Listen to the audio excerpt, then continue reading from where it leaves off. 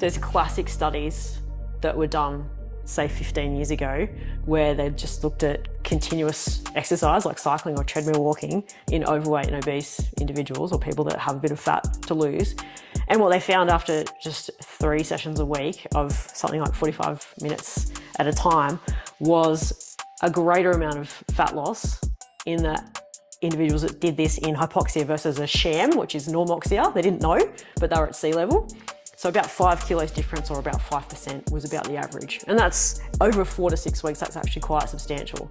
But at the same time, we got a preservation or even an increase in muscle mass in those individuals that did the exercise in hypoxia. So there seems to be this double-edged sword where we get a preservation or even an enhancement of lean muscle mass and an acceleration in fat burning.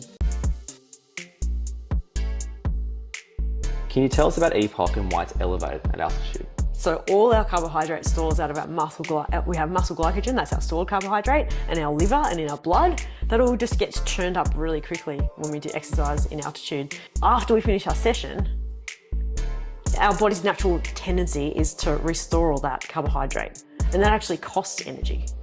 So it's that depleting, which may not happen so much at sea level, it happens really rapidly at altitude when we train in altitude.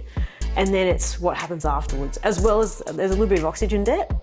So just that replenishment of other enzymes and things in our muscle cells that gets burned up a little bit more because of the lower concentration coming into our cells when we're exercising compared to at sea level, where everything's obviously much more available in the O2 sense of things, and we don't get as rapidly depleted. So there's those two sort of sides to why EPOC is elevated